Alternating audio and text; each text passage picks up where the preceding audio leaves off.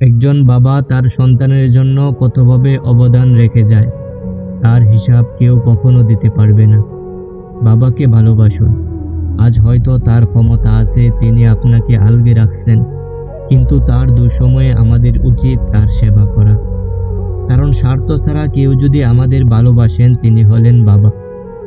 বাবা ছাড়া প্রত্যেকটা দিন, প্রত্যেকটা রাত খুব একা লাগে।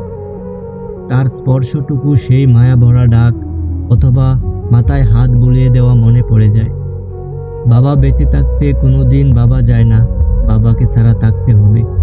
হাজারো মানুষের বাবা দুনিয়াতে বেঁচে নেই। কেটে যাচ্ছে দিন, কেটে যাচ্ছে মাস, আরো কত বছর। শুধু আছে বাবার রেখে যাওয়া হাজারো স্মৃতি। একটা সময় সবার জীবনে আসে যখন মানুষ সিদ্ধান্তহীনতায় ভোগে, তখন কারো পরামর্শ খুব জরুরি হয়ে পড়ে। সেই সময়ে পাশে দাঁড়ানোর মতো আদর্শ একজন মানুষ হলেন বাবা। স্বভাবগত গাম্ভীর্যের জন্য বাবার সাথে সবার ঘনিষ্ঠতা খুব কম সময় থাকে, কিন্তু সেই মানুষটা আমাদের প্রতি ভালোবাসার কোনো কমতি থাকে না। বাবা একটা বটগাছের মতো সব সময় ছায়া দেয়। আজ যার বাবা নেই, সেই বুঝতে পারে বাবা না থাকার কত জ্বালা, বটগাছের ছায়াটা কত জরুরি। সেই সবচেয়ে বড় অভাগা, যে কখনো তার বাবাকে জড়িয়ে ধরে বলতে পারেনি যে, বাবা, তোমাকে অনেক ভালোবাসি। বাবা শুধু একজন মানুষ নন, একটি মাত্র সম্পর্কের নাম নন। বাবার মাঝে জড়িয়ে আছে বিশালত্বের এক অদ্ভুত মায়াবী প্রকাশ। যার হাত ধরে রাস্তায় প্রথম হাঁটতে শিখেছি, তিনি অন্য কেউ নন, তিনিই বাবা।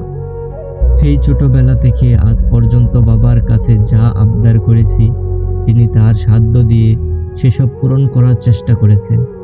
বাবা সব সময় আমাকে একটি কথা বলেন, কখনো জীবনে হাল ছাড়বে না, সব সময় শেষ পর্যন্ত দেখে যাও কি ঘটে। এই একমাত্র আশ্বাস ভরসা যিনি দিতে পারেন, তিনিই হলেন বাবা। এই পৃথিবীতে একমাত্র বাবাই এমন এক ব্যক্তি, যে নিজের চেয়ে নিজের সন্তানকে এগিয়ে যেতে দেখতে চায়। আসলে দু এক কথায় বাবার বর্ণনা শেষ করা যাবে না।